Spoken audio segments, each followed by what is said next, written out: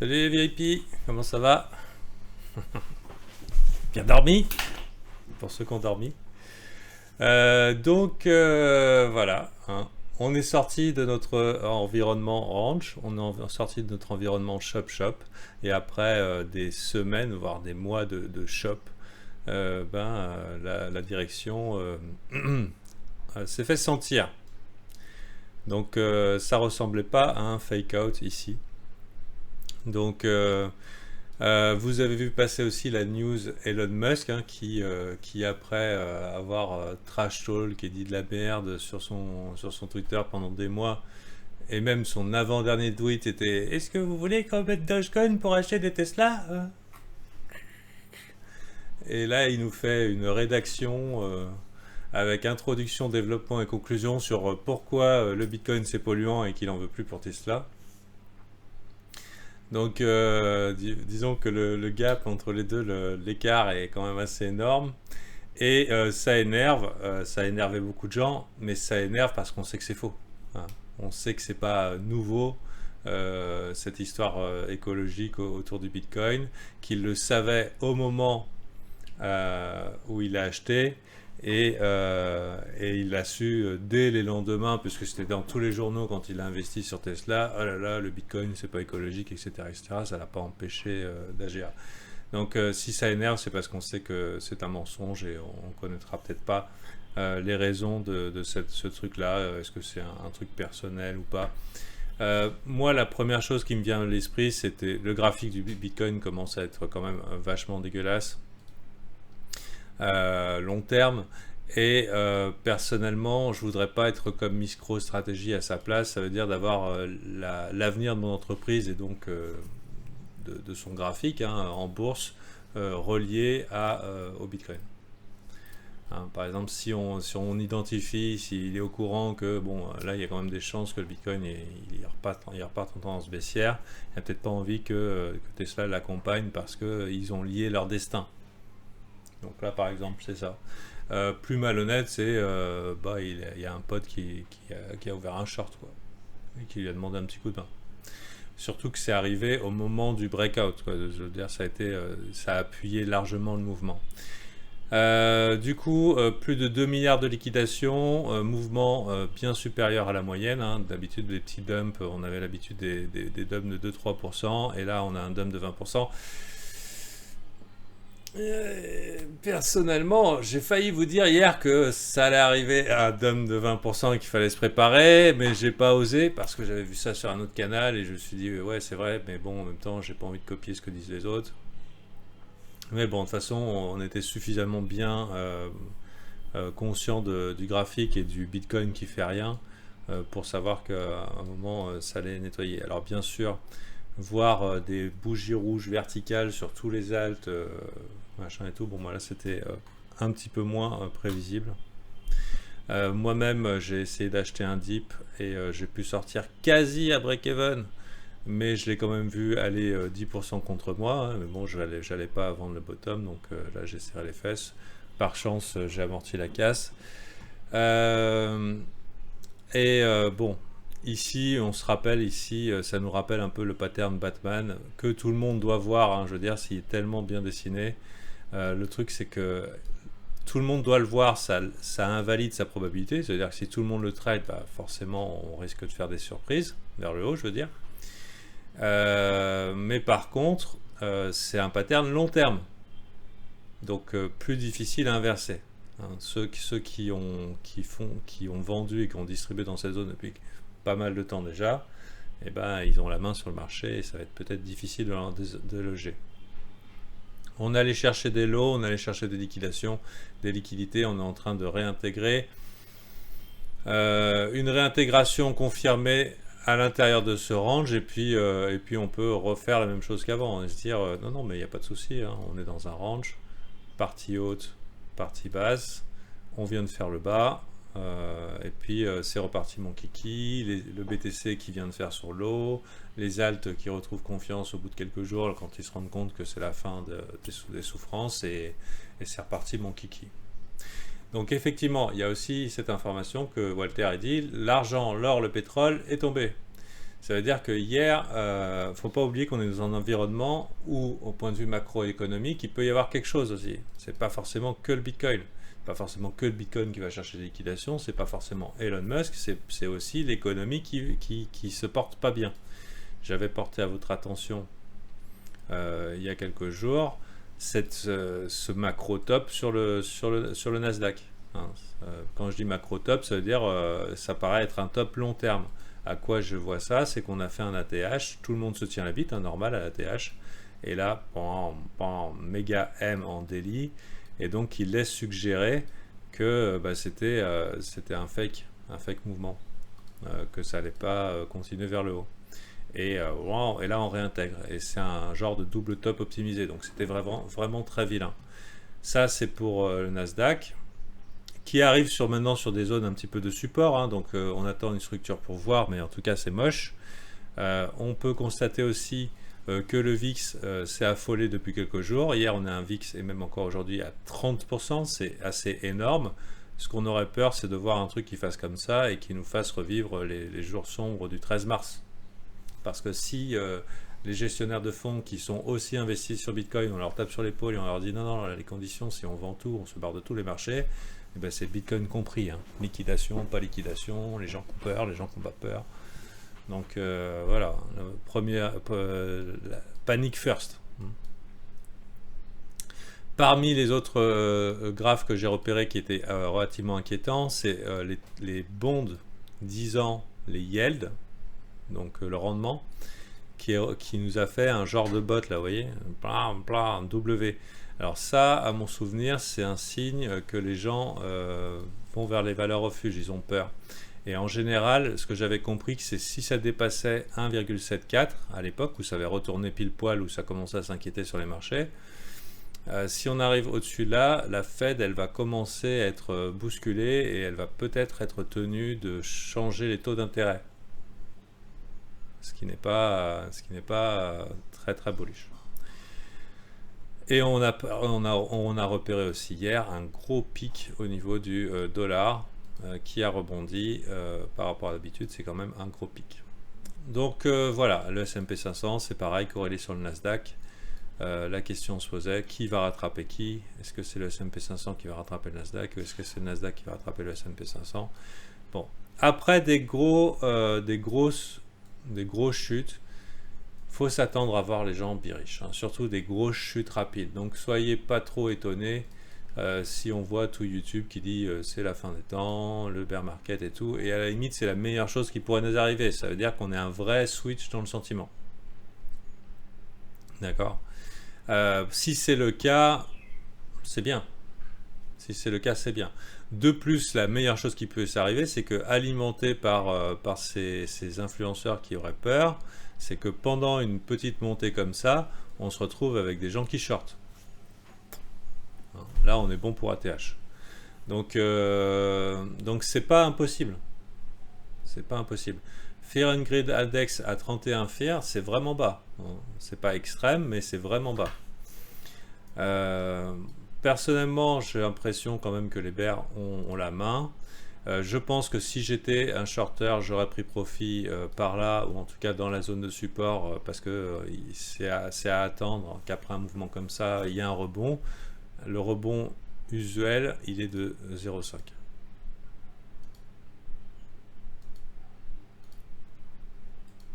Il est de 0,5 à 0,618. Hein. On ne vend pas le premier truc, on fait la reload zone. Alors là, quand je regarde, on l'a déjà fait. On l'a déjà fait, c'est pas bullish. Donc, mais cependant, de ce que j'ai vu aussi dans les zones de liquidation, je pense que c'est imprudent pour les bears de continuer à faire de la pression ici parce que ça peut remonter rapidement. Ça peut remonter rapidement. Il y a quand même des petites liquidations qui attendent un petit peu plus haut. Donc, il faudra s'attendre à ce que le BTC fasse quelque chose comme ça, si vraiment il est bearish, hein, ou alors des petites tentatives. Autre possibilité, c'est même s'il est bullish, c'est qu'un petit retour ici fasse vraiment peur.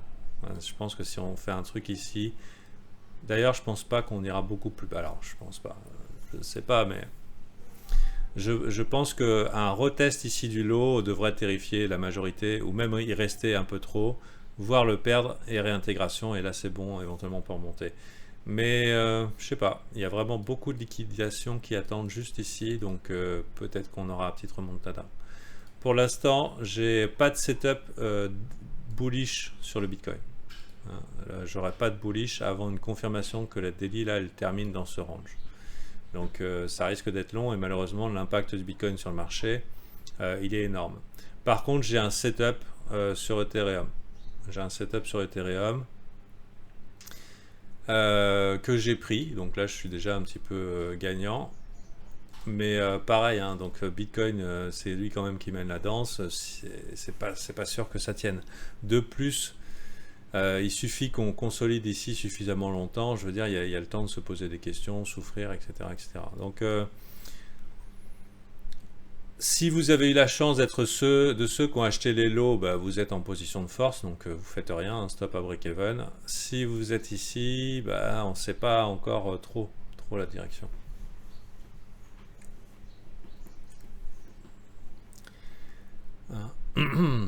Donc voilà, là il y a Av qui est parti, les setups sont partis. Dans la mesure où on est proche d'un lot BTC, un lot moyen terme, c'est-à-dire d'une semaine ou deux, cette zone-là, c'est probablement le lot BTC. Les setups sur les alts sont valides là, parce que je veux dire, le reset il a été clair. Hein. Je veux dire, quand il n'y a pas de long à aller chercher là, hein, sur les alts. Ils ont tous été rects, hein, ça c'est sûr. Parmi les nouvelles hier, il y a Shiba Inu qui s'est fait défoncer la gueule parce que Vitalik a vendu ses Shiba.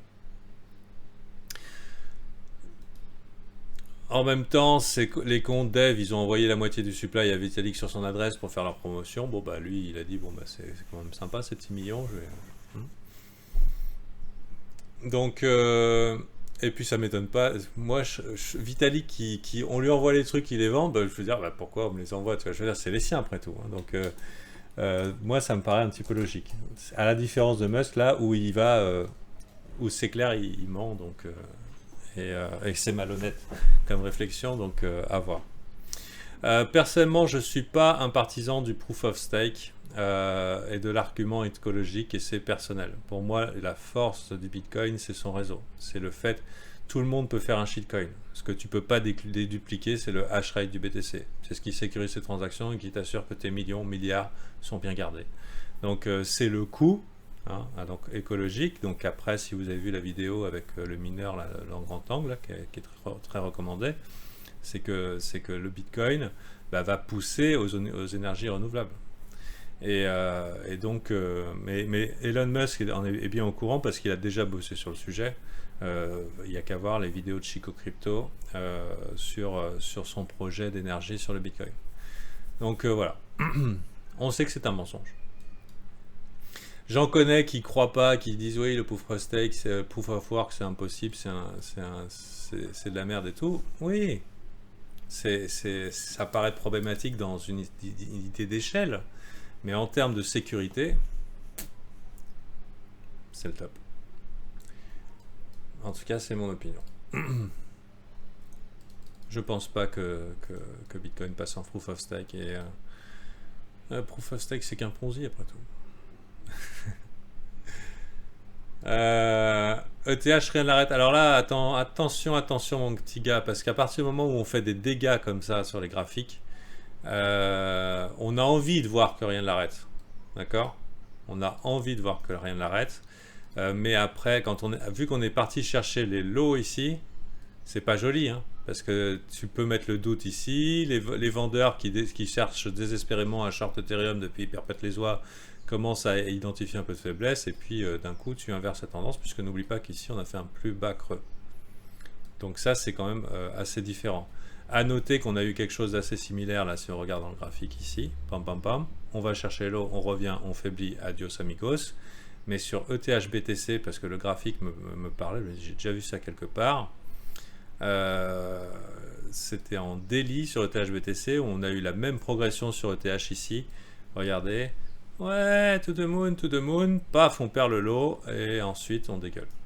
Donc c'est totalement possible. À partir du moment où on fait ce genre de dégâts, c'est des dégâts qui sont mentaux, c'est des dégâts dans la structure, et donc des mecs qui vont traiter la structure long terme, ils vont dire ok, bon bah ça pue la merde, hein, donc ils vont vendre le rebond. J'aimerais bien voir ETH qui partent vertical et qui disent ok, pas de problème. Mais ça va être avec l'autorisation d'un Bitcoin qui range ou qui monte. Donc ouais, on peut se dire ouais, pourquoi pas un blow off top sur le Ethereum, bah vas-y Ethereum, hein, parce qu'on va pas attendre trop longtemps. Peut-être même je vais sortir assez vite. Mais bon, ça c'est caractéristique, c'est qu'il y a eu une chute, donc on est impacté par la chute, donc on a envie de sortir vite et en fait il faut pas. Donc à voir. Ici, vous voyez, point de contrôle par ici, donc qui devrait faire une résistance. J'ai mis une petite alerte au-dessus pour dire ok, c'est passé. Mais donc oui, il y a quand même des dégâts. Et aussi, on voit les EMA ou même des indicateurs de momentum qui pourraient éventuellement ralentir les ardeurs des acheteurs. Parce que si on regarde Anatomy of a short, vous vous rappelez, a short sale.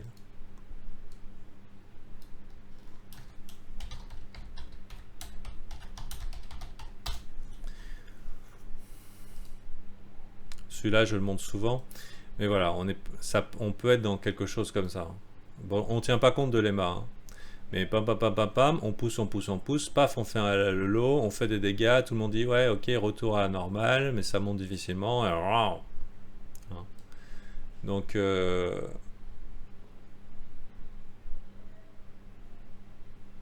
oui, bien sûr, bien sûr. Mais n'empêche que si le BTC tient encore aujourd'hui, c'est parce que en termes de proof of work, il n'y a personne qui le nique. Parce que les mineurs vont pas switcher. La sécurité, elle est chez lui. Après, autre chose, dans le narratif, quand on avait parlé de l'Ethereum Mania il y a quelques mois, où j'avais dit bon, l'Ethereum a un potentiel à Mania, j'avais expliqué, hein, oui, le Bitcoin, c'est pas écologique. Ça va être sûrement l'argument qui va faire basculer les mentalités côté Ethereum et qui vont être assénées comme la solution ultime, etc. etc. Juste, je pense qu'il ne faut pas se laisser leurrer. C'est-à-dire qu'Ethereum rendra l'argent à la fin. Quoi. Le store of value, c'est le Bitcoin. Et quand on va passer en bear market et qu'on aura trouvé le bottom, la première chose à acheter, ça sera, à mon humble avis, du Bitcoin. Et pas autre chose. Elle ressemble à juin-juillet sur 2017. Juin-juillet 2017. Ouais, bah, t'es vachement optimiste. Hein. Moi, tout ça, ça ressemble vachement à décembre 2017 pour moi.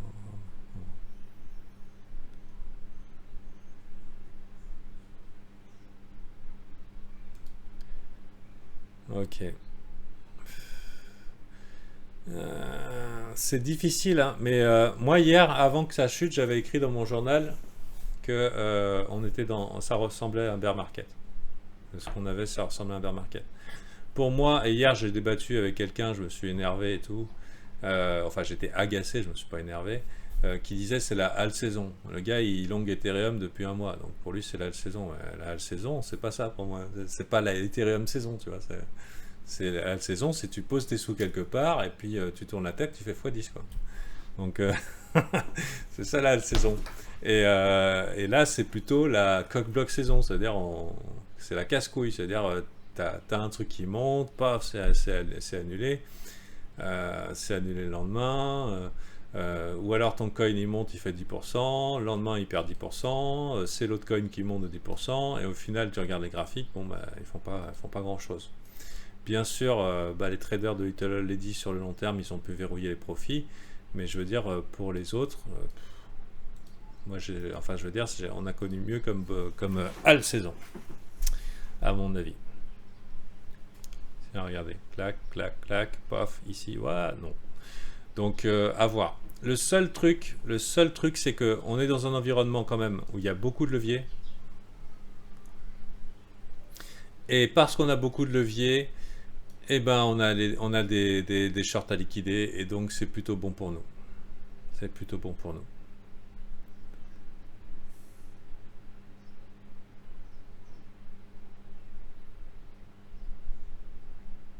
Non, la saison n'est pas là. Mais elle devrait être là. Elle devrait être là. Elle devrait être là depuis longtemps en fait. Il y a eu des beaux plays, il y a des beaux plays sur les halles, c'est très volatile, tu peux faire des trucs, tu peux trade des breakouts et tout, mais Regardez, il y a combien de Weekly W qui ont rien fait, quoi. Hmm. Ouais, donc moi j'ai rendu l'argent la semaine dernière. Il y a des gens qui ont voulu essayer de me taper sur l'épaule et me dire ouais, arrête et tout, etc., etc. J'ai pas envie d'arrêter. Donc c'est comme ça. J'ai rendu les sous.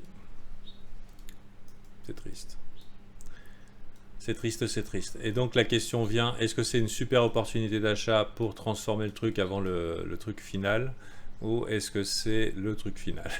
Et dans ce cas-là, réduction du risque, etc., etc. Alors la volatilité a besoin d'être faible pour retrouver un truc aussi. Enfin le Bitcoin. Le Bitcoin a besoin de se stabiliser pour que les altes aillent. Enfin voilà, ma petite analyse. Donc pour l'instant, ETH c'est le seul que j'ai eu sous l'œil. Hier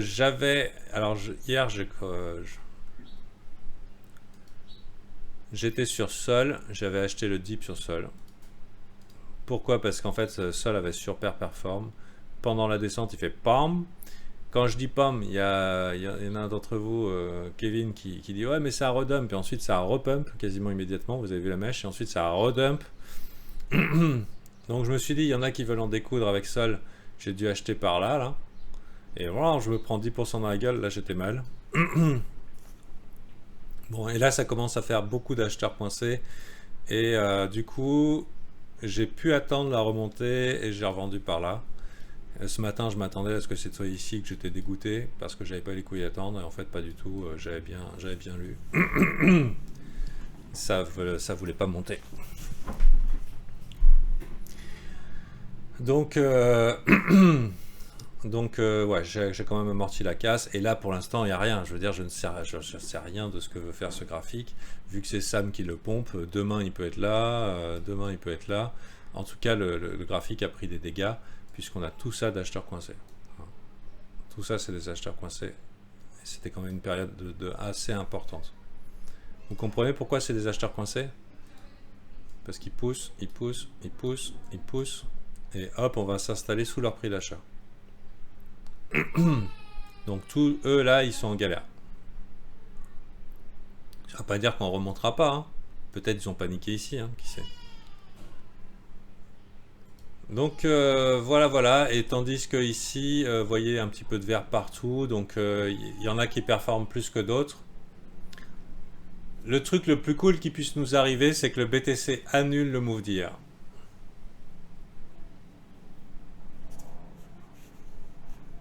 Ça serait pas forcément super bullish, mais déjà ça serait bon pour le portefeuille. Ça laisserait le doute, quoi, sur le fait qu'on va pas aller vers le bas.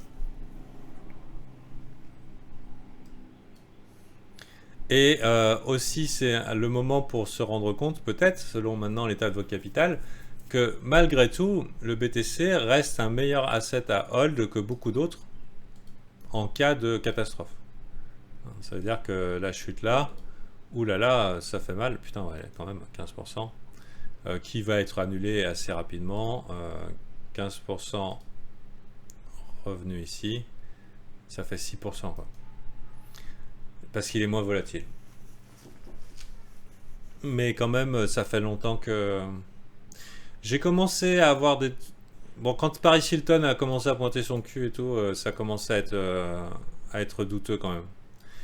Mais moi, par là, déjà, je commençais à douter un petit peu de ce que voulait faire le Bitcoin.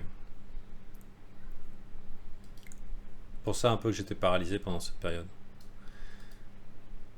Et aussi, il y a un trader que j'aime bien quand ça a chuté là, il a dit prochain ATH, je short. Je me suis dit, ok, il a raté le short en fait. Le short, c'était celui d'avant.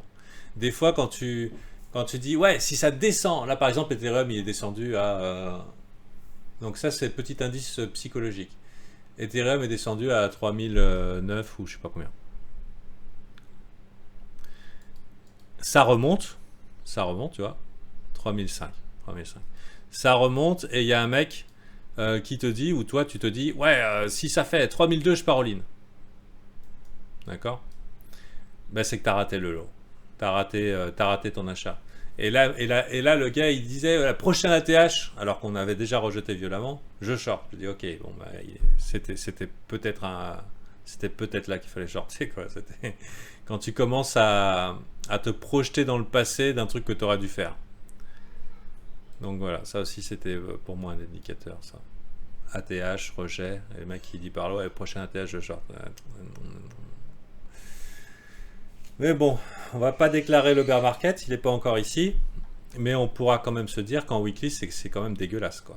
C'est moche, moche, moche, moche, moche. Je suis même pas sûr que pour qu'on soit bullish maintenant, il faudrait qu'on clôture une weekly verte dans cette zone, au-dessus. C'est pas impossible, hein. Mais tant qu'on n'a pas de clôture au-dessus des 60 000, bah tu es en train de faire le fight contre Goldman Sachs, quoi. Tu sais pas. Les bears sont en contrôle. Ouais, bah ça se voyait dans le graphique. Malheureusement, j'étais déjà coincé avec mon coin et des fois, tu vois, sortir, rentrer, c'est faire des conneries. Choisir le bon cheval quand ça se casse la gueule pour acheter le dip, c'est pas forcément évident.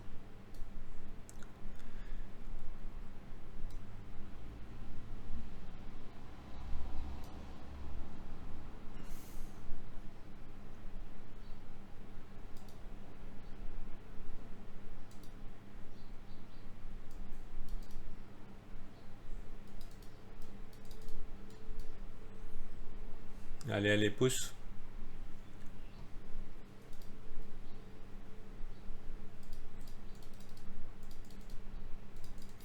Alors, shit, pump, blast, Kevin. Les shits, ça pump en dernier. Donc, soit on est super optimiste et on dit non, on est reparti, ça va bientôt continuer, hein. Mais après, si tu étais présent en 2017, tu te rappelleras que le Bitcoin, il avait quand même du mal à rester en mode dump très longtemps, ou même en mode horizontal, quoi. C'était pas son genre, hein. C'était plutôt putain, il monte encore ce con, hein, tu vois. Donc là, on n'est pas dans le putain, il monte encore ce con. C'est plutôt. Donc, déjà, au niveau du Bitcoin, c'est plus ou moins. Le momentum a été quand même bien apprivoisé, hein, le mouvement. Et pour les alts, bah, depuis janvier, quoi. Depuis ça, là. C'est pas janvier, ça? Ah non. Ah non. Bah, les alts, c'est depuis janvier. Donc, et puis les alts se sont bien éclatés en début d'année. Pareil, j'ai débattu avec quelqu'un qui me disait oui, regarde le cycle de rotation, d'abord les Bitcoin, ensuite Ethereum, ensuite les Big Cap et ensuite les shitcoins. J'ai dit ouais, mais bon, le mec qui a écrit ça en 2019, il était rect, il était plus sur le marché. Il l'avait d'ailleurs posté en 2019, puis disparu. Et puis pour moi, j'y crois pas à son truc. Pourquoi j'y crois pas? Parce que, ok, ça colle parce qu'on a eu Bitcoin et maintenant on a Ethereum. Mais et les shit qu'on pompé déjà depuis longtemps, tous. Hein, je veux dire, dans le terme, dans la rotation, vous voyez ce graphique là? En termes de rotation, il n'est pas parfaitement respecté. Donc, à voir, à voir, à voir. Donc,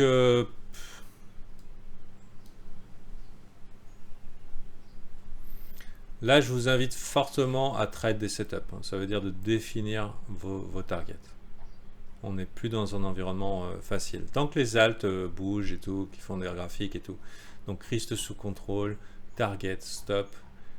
Pas trop d'espoir, pas trop de je veux me refaire, ça vous évitera bien des emmerdes. Et si c'est reparti pour 6 mois, bah, YOLO quoi. YOLO, on attend que ça.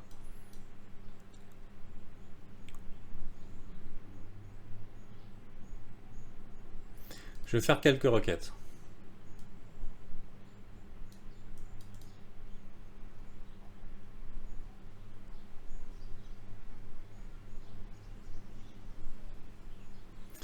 Alors, ça c'est fait.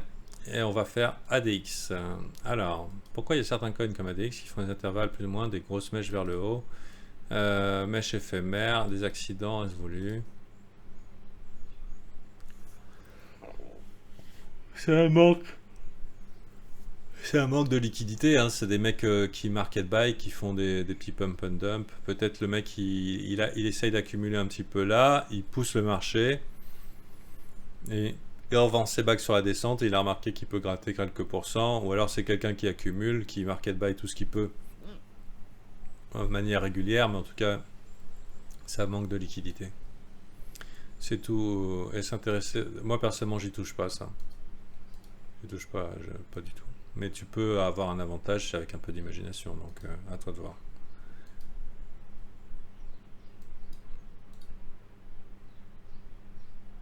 Ouais, putain. Alors là, c'est la pire chose qui puisse nous arriver. C'est qu'on n'est pas loin d'un M ici, mais en plus, on a un Bitcoin bearish. Hein, les femmes et les enfants d'abord. Mais on va attendre, pour être vraiment bearish, qu'on soit reparti vers le haut. Pour pas faire comme tout le monde, switch et bear à la bougie rouge, quoi.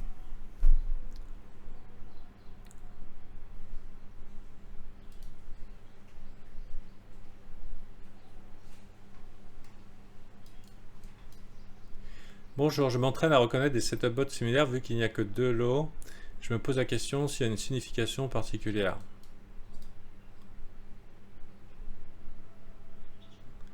Un, ouais, deux lots. C'est pas vraiment un bot. En fait, c'en est. Ouais, si, c'en est un parce qu'on peut dire qu'entre là et là, à partir d'ici, il est venu dans le deuxième tiers.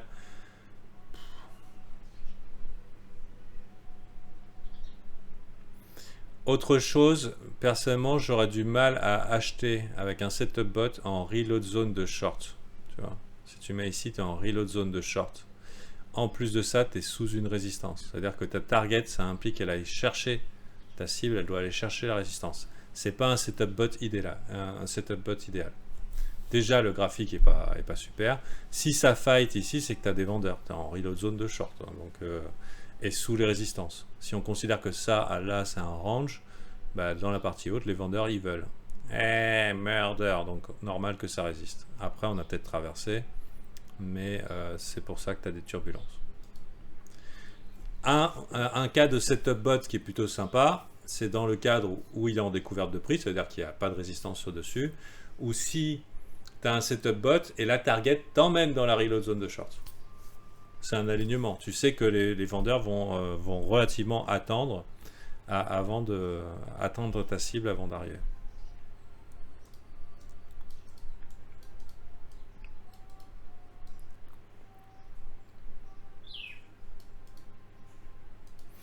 Le POC sur le point d'achat, ça peut être une baston entre vendeurs et acheteurs. Donc c'est qu'il y a des gros volumes ici. Mais c'est normal, hein. Résistance, etc. Donc il y a ceux qui voient le setup bullish, oh là là ça va monter, on a coincé des vendeurs, etc. C'est la fête. Puis il y a ceux qui disent non, non, ici résistance, on vend. Donc c'est un peu tendu du slip ici.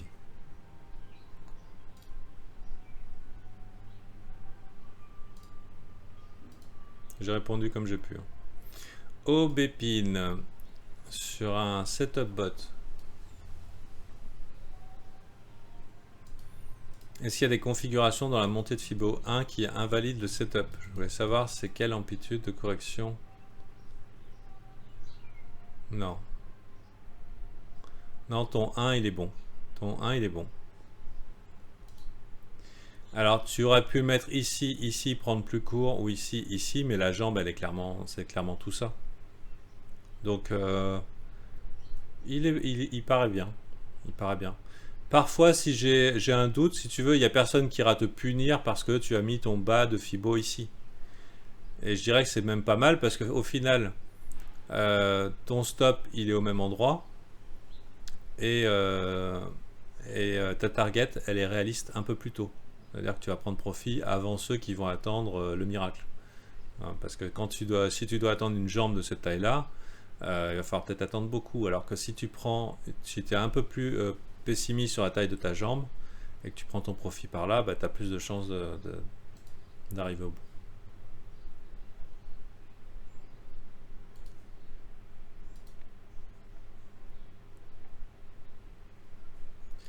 Après, c'est pas trop un setup bot ce que tu as montré, hein. Ça ressemble plutôt à un truc qui va se casser la gueule.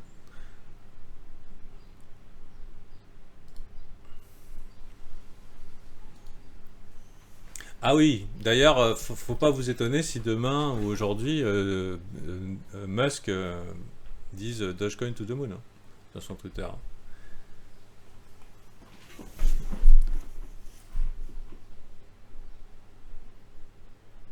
C'est que c'est pas, il y a pas, c'est ses intérêts personnels, quoi.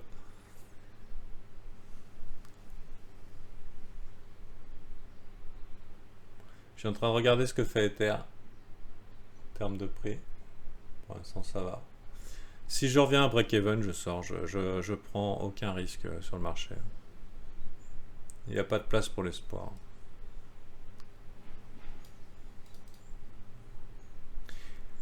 Requête suivante. Petit rappel sur le VPVR. Oh, ah non, ah non, ah non. Déjà, je suis pas spécialiste, mais en plus, il y a une vidéo Dropbox, mon gars, où j'ai donné tout ce que j'avais. Donc, je me demande si dans la Dropbox, j'ai mis le petit bouquin de Trader Dell. Je vais peut-être le faire pour toi.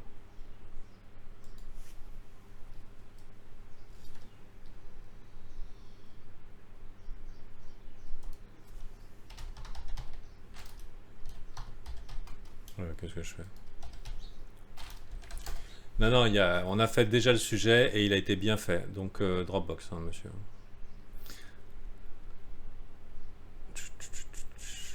Indicateurs spécialisés, je pense. Outils spéciaux. Alors, voilà, volume profile, explication. Alors, quand je dis il a été bien fait, il a été bien fait avec ce que j'ai dans mon cerveau sur le sujet. Donc, mal fait. Je vais mettre le petit... Ah bah c'est là, il y est déjà. En plus, tu as le putain de bouquin du mec qui est spécialisé dessus, qui vend ses petites formations à 5 balles sur Internet. Donc, vas-y, lis ça. Eh, je sais pas tout sur tout, hein.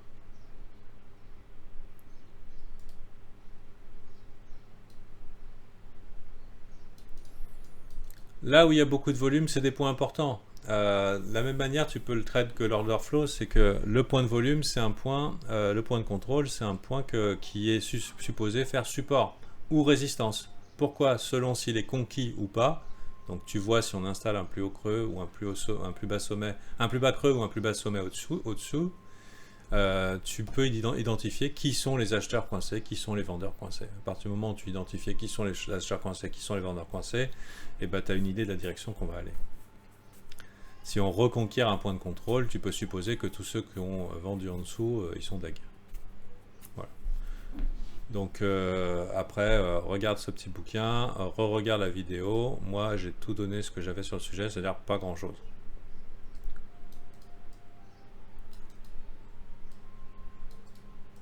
Salut Fanta sur tout le marché crypto. On est clairement dans une zone de profit et d'exubérance. Je ne vois pas les opportunités d'investissement sur une échelle de 3 à 5 ans. Oui, oui, Lika. Comment tu peux avoir ce niveau-là et t'en rendre compte? Qualifié.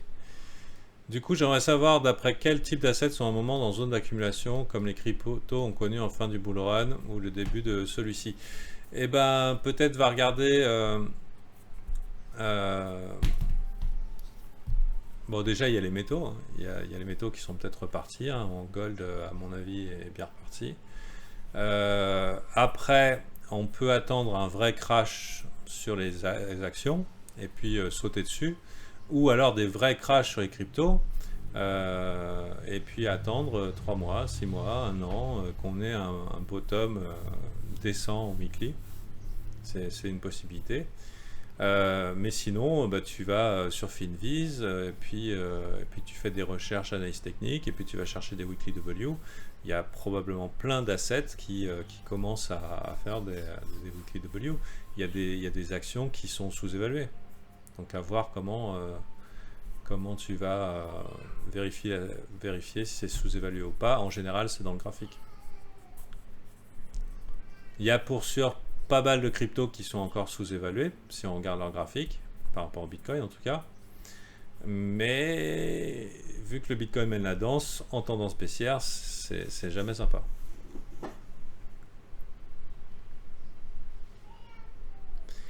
Donc ça va être dans les graphes que tu vas le voir, hein. Comme par exemple quand le palladium s'est envolé. L'uranium, là. J'ai entendu parler d'uranium récemment. Ce qui fait pas sens pour beaucoup de gens, hein. C'est pas un play très courant, l'idée d'uranium, hein. Donc là, c'est des mines d'uranium. Donc on va aller chercher plutôt dans le futurs. Donc les actions peut-être liées à l'uranium. Et je vais me mettre en weekly ou en monthly, tu vas voir. Tu vois, il essaye de faire un petit bottom là, en monthly. Alors attention, hein, à partir du moment où tu commences à investir sur des assets traditionnels, il faut être patient, hein. C'est pas des 15% en 2 jours, hein, ou en une demi-journée.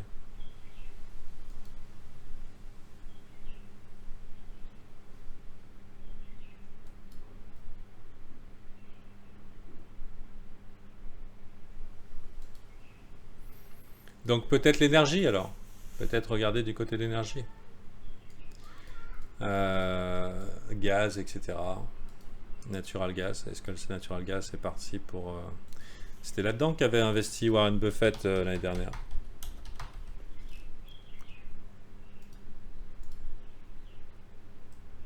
Hein. Il y avait le petit W ici. Et là, on est en train de continuer vers le haut. Weekly W dans un weekly W. Le grand, le petit. On monte. Et ici, on est en train de consolider encore. Donc, tu vois, natural gas. Mais pareil, tu as vu, c'est des plays... c'est pour ceux qui vivent 90 ans comme Warren Buffett. Nous, on sera peut-être mort avant.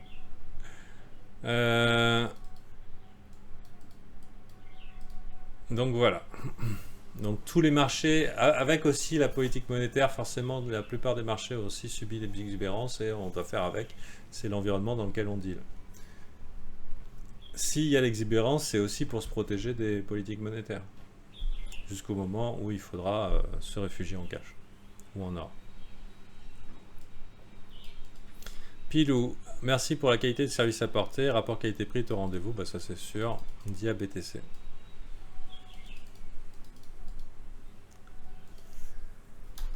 On n'est peut-être pas les meilleurs, mais pour le prix, on est les meilleurs. Mais bon, si vous avez des bonnes adresses. Alors, Dia, bah, il est très bien en weekly. Weekly, W, hop. Donc, pas mal. Pas mal. Ce qu'on veut, c'est qu'il continue, quoi.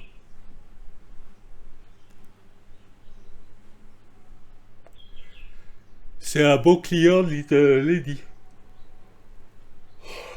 Alors l'entrée est plus optimale maintenant, parce qu'on a déjà retracé le Weekly W, mais c'est un bon client de Little Lady. On peut supposer qu'à un moment, il va monter.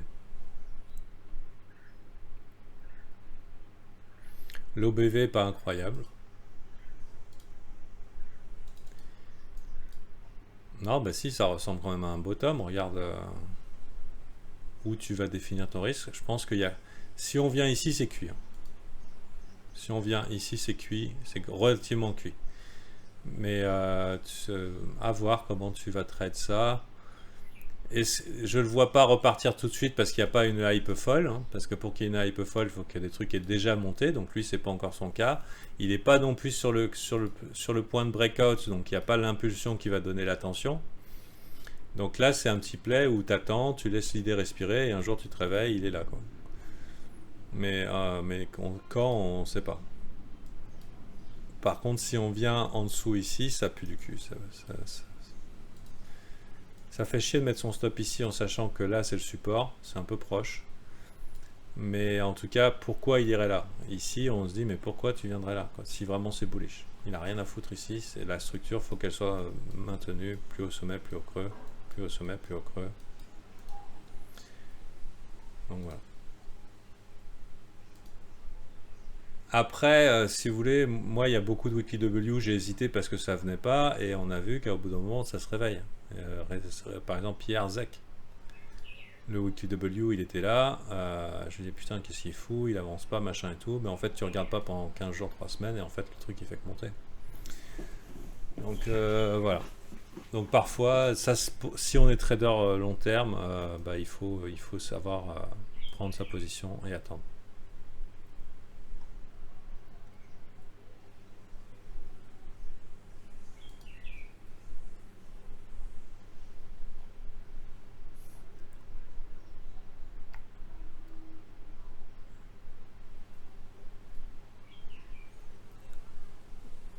J'aime pas ce que fait le Bitcoin là. Enfin, en tout cas, il ne dit pas qu'il va monter, donc ça va continuer à être incertain. Ça va être une journée peut-être un peu merdique.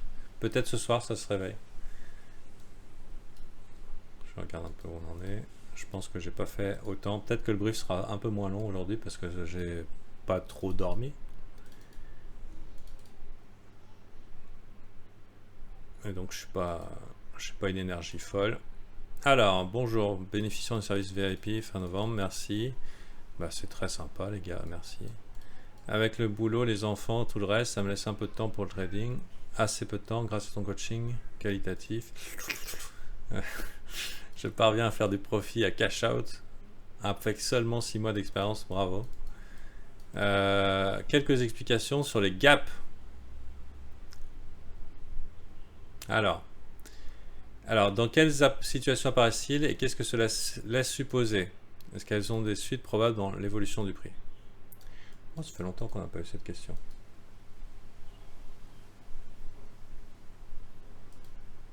Pourquoi d'autres s'envolent? Parce qu'il est fort, que les vendeurs ont vendu et que pendant que tout le monde est sous le choc, il y en a qui profitent. Voilà, en plus là, il va nous faire un breakout, c'est un bon plan. À la limite, là, c'est un meilleur plan que... Attends, les deux.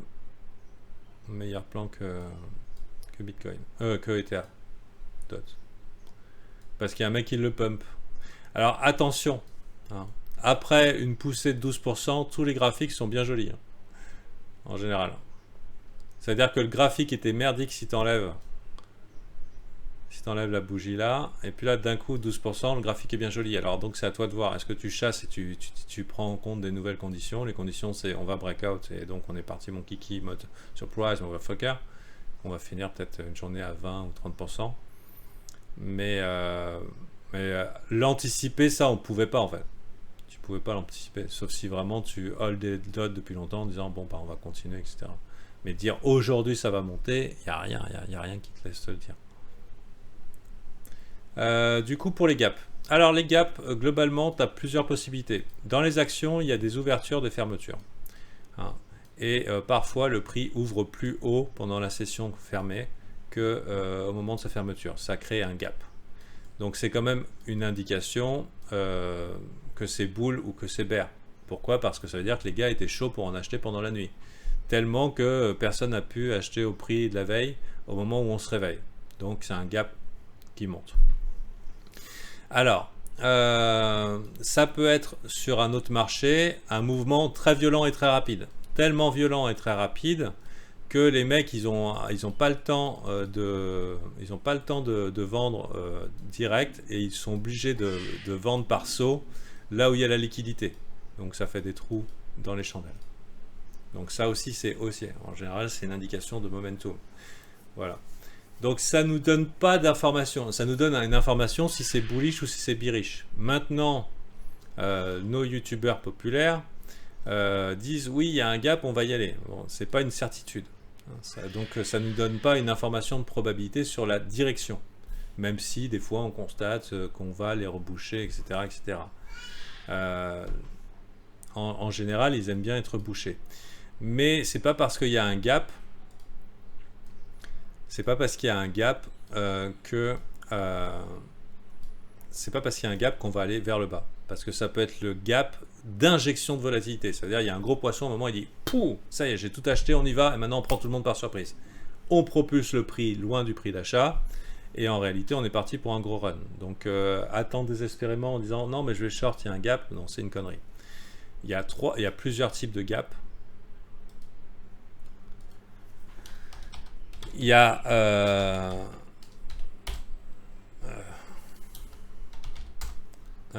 comment il s'appelle, Long Chop. On va les trouver. Voilà. Breakaway gap, injection de la volatilité, c'est bullish. Measuring gap, qui est ou runaway gap, généralement, moi je l'appelle measuring gap, c'est celui qui est au milieu. Exhaustion gap, c'est celui qui est à la fin, où les mecs ils ont tout donné, ils ont acheté, ils ont FOMO, et en vrai, on le sait pas. Alors comment on sait que c'est l'exhaustion gap? C'est parce que bon, déjà le graphique a l'air vraiment très étendu. Et aussi parce que le measuring gap, en général, tu prends ton trait ici et tu le mets là, tu peux faire un ABCD dans la direction du sommet. C'est aussi un indicateur de location. Et c'est là que je veux en venir. C'est que c'est surtout un indicateur de location, pas de direction. Quand je dis location, ça veut dire que si jamais le prix vient revisiter dans le coin, pam, pam, pam, tu peux te dire, ok, il y a peut-être des acheteurs qui seraient chauds pour en acheter. Ils attendent là depuis longtemps. D'accord. Ou alors, par exemple, si il y a eu, on va le mettre en rouge. Bon, je ne vais pas le mettre en rouge. Ah si. C'est n'importe quoi. Je mec qui fait des trucs horizontaux. Donc là, le mec, il avait long. C'est-à-dire, il avait acheté ici. Et paf, il se réveille. Putain, perdant direct. Waouh, il est deg. Donc tu peux supposer qu'ici, il attend que le prix revienne pour sortir. Donc ça fait des bonnes locations pour poser des ordres limites. Parce que tu as des poissons qui restent avec leurs perdants pendant pas mal de temps, en attendant une opportunité soit de rentrer, soit de sortir et de dégager leur position perdante. Voilà, donc location. Donc pas de probabilité de direction, même si à terme, il y a des fortes probabilités qu'il soit rempli, mais ça peut durer des années. Hein. On attend toujours le gap CME, BTC 9600 et d'autres. Mais voilà, outil de location pertinent pour poser des ordres limites éventuellement.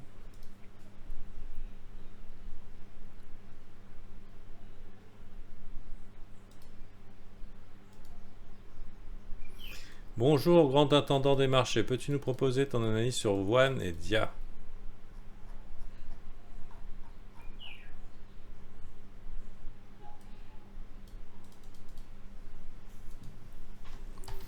WAN,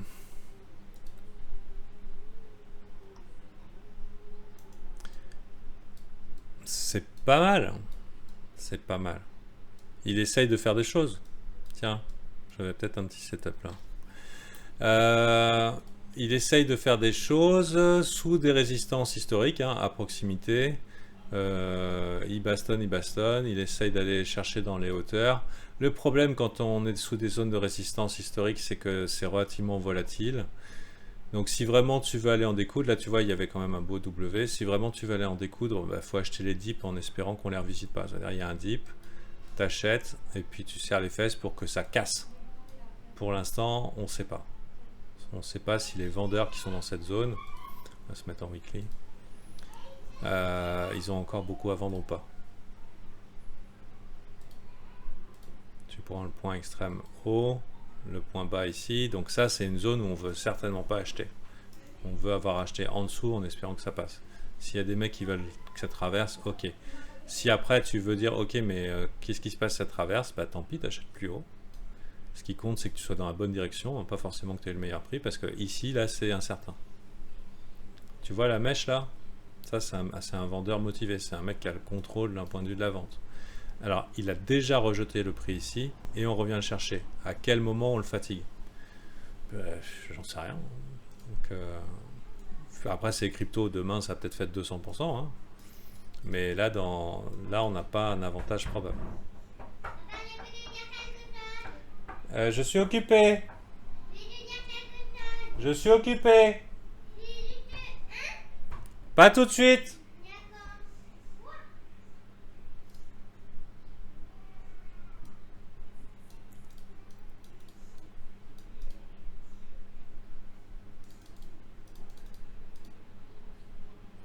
Donc, One, et puis tu m'as dit...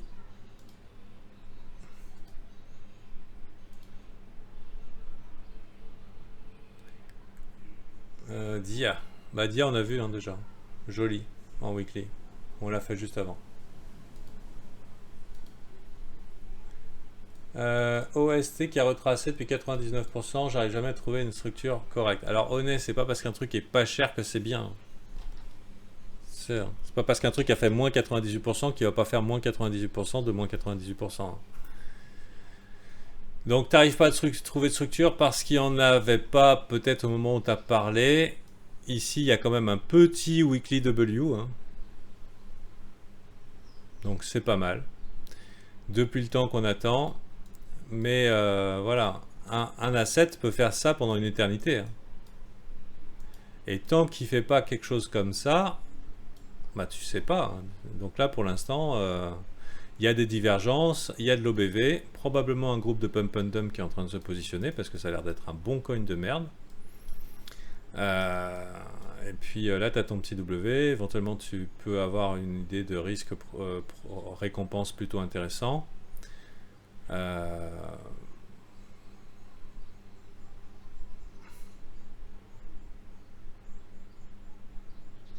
Ok. Risque récompense intéressant et puis voilà, tu verras bien. Mais là c'est façon Little Old Lady, hein. C'est un coin de merde façon Little Old Lady, hein. Il y a pas, moi j'y vois pas trop d'avenir à ce truc-là. Si c'est pas cher, c'est peut-être parce que ça vaut rien, ça.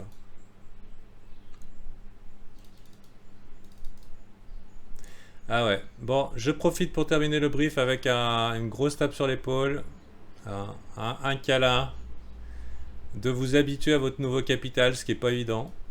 Moi j'ai tilté quand j'ai eu mon erreur Binance. C'est le fait d'avoir perdu qui m'a fait tilter, donc ça a été un résultat catastrophique. Après, ça m'étonne pas que j'ai perdu parce que j'ai retrouvé le capital que j'avais depuis janvier. C'est-à-dire que depuis janvier à avril, je souffre parce que mon capital n'a pas grossi. Vous vous rappelez, on a eu pas mal de trucs sur les plateaux, etc. Et donc la semaine dernière, j'ai fait un gros bond sur le capital. Ça m'étonne même pas trop que je me suis démerdé pour perdre ce que j'ai gagné, sans aller plus bas. Donc ça, c'est de la psychologie à mon avis. C'est qu'à mon avis, j'ai du mal à avoir un capital plus gros que celui-là. En espérant que je fasse pas pire, hein. Trop vite, exactement pareil. Mais la paix, mais tout fonctionne comme ça. Bon. En tout cas, bonne journée à vous. Tape sur l'épaule. Ah. Je vais pas dire ce qui vous tue pas vous rend plus fort parce que c'est pas vrai en trading. Hein, c'est pas vrai. Ce qui vous tue pas peut vous laisser des blessures long terme. Hein. Mais par contre, vous êtes encore là. Donc, deal with it. Allez.